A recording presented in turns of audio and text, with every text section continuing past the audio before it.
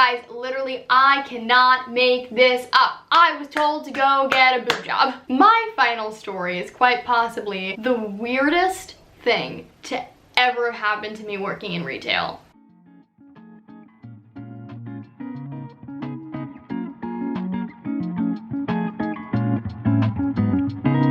Hi guys, what's up? It's Ruby. Welcome back to my channel, or welcome if you are new here. I am so excited to have you. You guys know that I've been trying to revamp my channel a little bit recently, and I asked you guys recently on Instagram what videos you want to see on my channel, and I had an overwhelming response when it came to story time videos. So today I wanted to sit down and tell you guys my craziest stories from working in retail. And before any of you click out of this video, let me tell you, these stories are wild. There's a reason that I haven't shared these stories before, and it's because they're literally so unbelievable that half the time when I tell my friends about these things, they literally think that I'm lying. If you've been following me on my channel for a while, you would know that I've worked in retail for quite a few years now, primarily the luxury retail world, which might be why I have some of these crazy stories. I really don't know. But I thought I would kind of just gather my craziest stories from working in retail and spill all of the tea today. This is my only story from not the luxury retail world, but this is actually from J.Crew. And not only that, it was my last day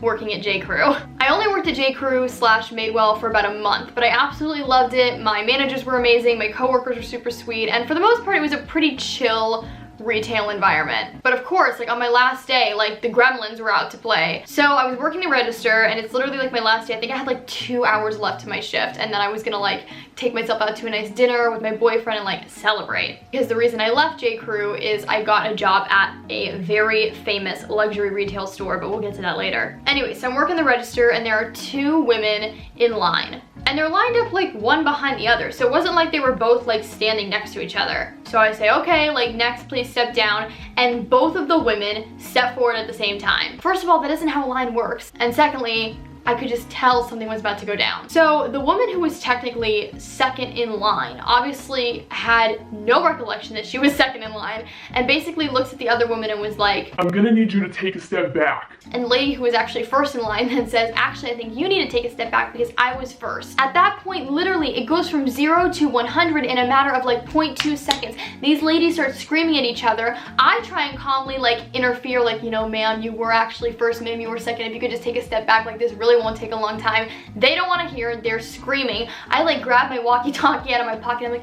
I'm I'm so sorry, could a manager come down here please? And I guess because I said it so nicely, they didn't think it was anything crazy going on, so I get a message from a manager yeah, Ruby, give me 5 minutes, okay, I'm wrapping up lunch. And I was like, no, we don't actually have 5 minutes. There's literally a fight breaking out between 2 women at J.Crew because they can't figure out how a line works. Anyways, it was wild. Security had to escort both of them out, and literally, if they would have just listened to my wise words, it really doesn't take that long to be rung out of a store. So if one of those kind ladies would have just taken a step back and waited their turn, they wouldn't have had to be escorted out by security. So that was literally how my last day at J.Crew ended. It was so wild. As previously mentioned, I only worked at J.Crew for about a month because I got a job at one of the most famous luxury retail stores in the entire world. Unfortunately, due to bankruptcy, they actually closed this past February, so maybe you can already guess what store I'm about to say. Barney's. So yes, I worked at Barney's New York, the flagship store on Madison Avenue. It is one of the most infamous luxury retailers. At the time when they were open, they were the ultimate beast when it came to luxury fashion and the newest trends, and honestly I had a great experience working there. I worked there for almost a full year, and by no means am I saying that every single day was absolutely insane, but I definitely have some crazy stories, so why not dive into them now? I think the biggest difference when you're working in a fast fashion store such as J.Crew versus luxury retail like Barney's is the customers feel far more entitled.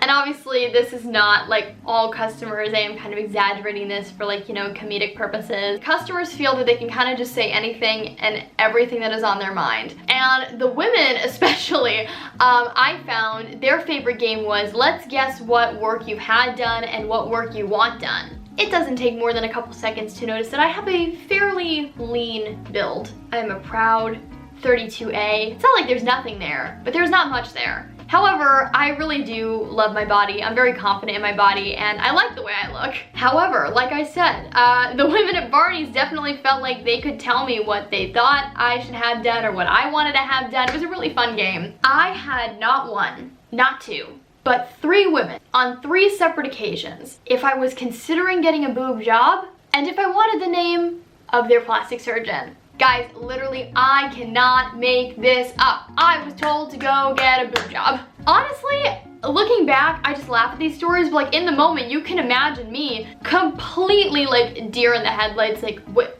I'm sorry. I thought this was supposed to be a personal shopping experience for you, not your time to tell me what to do with my girls. And in no way am I bashing plastic surgery. I think your body is your body, whatever you want to do with it, go for it. However, the fact that I was offered a referral from a complete stranger still blows my mind to this day. This is seriously something that I had like never ever thought about before prior to working at Barney's, but after working there for about a year, I learned that I guess for a, you know, typical Caucasian female, I have somewhat of a plump pout. I guess the female clientele at Barney's didn't think that this is what the universe gave me at all and wanted to know where I got my lips done. Again, I'm not even kidding. This is literally something that would happen almost every month. I would have a female client, I'd have like a personal shopping experience with her, I'd be checking her out at the register, and she would look at me and go, "So tell me, who does your lips? Because they're natural and fabulous." and I would just look at them and say, oh, well, they're natural. And I swear to God, half the time they thought that I was bullshitting them. This would also happen a lot with my eyelashes too. I have very long eyelashes. It's something that a lot of you guys comment on in my YouTube videos as well. But women would ask me all the time, like, who did my lash extensions? Where can I go? And I would tell them that they're my natural lashes, and I had one woman even look at me and go, "That's a lie, but I get it. Your girl must be fabulous and you don't want to give her up." do people just assume that I am a liar? If so, we need to figure out the root of that one real quick. I was trying to think if I have like a funny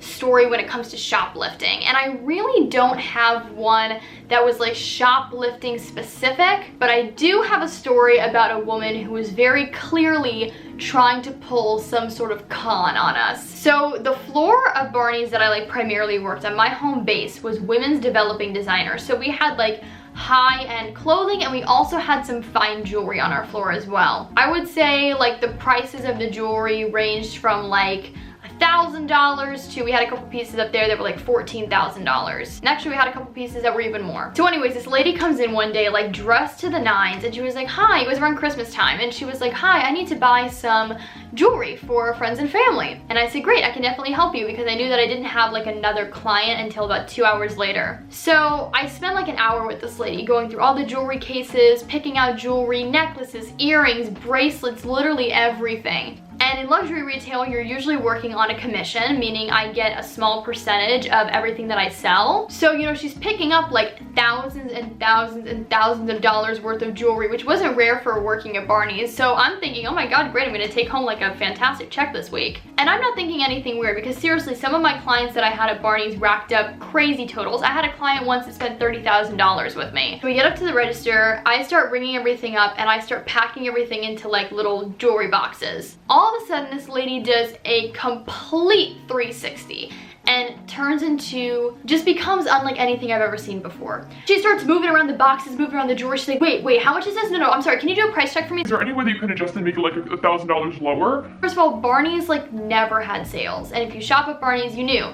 There was really never a sale, price adjustments like weren't a thing. But she starts moving everything around. I'm like, ma'am, like, can you please, like, you know, just take a step away from the register? Like, I'm just trying to pack everything up for you. And she's like, No, I don't have the time, I don't have the time. She starts like clapping in my face. I'm a very nice person, but I will not tolerate people being rude to me. So I like snapped really quick, and I looked at her and I said, ma'am, if you would like me to continue helping you, you have got to stop clapping in my face. She then starts to scream, and she's like, I don't have the time, I don't understand why things are so expensive. Like, don't you know who I am? And I go, well, who are you? Like, are you a Barney's like celebrity? Who are you? She was like, I come here all the time to window shop, and now I'm ready to buy, and like, you need to change these prices and blah blah. Like, I'm gonna get you fired if you don't change the prices.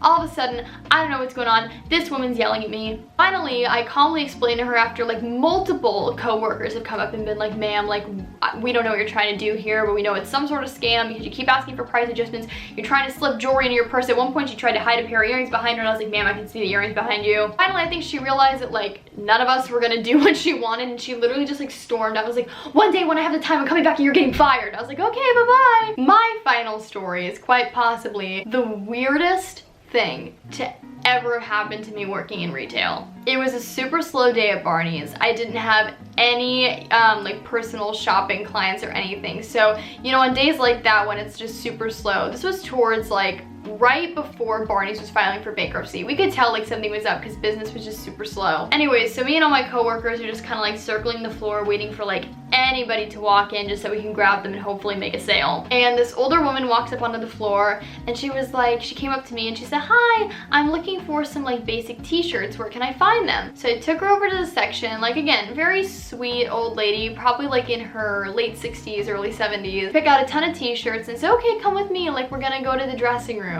She says, no. I said, oh, are you just ready to like purchase them? Is this your size? She said, no.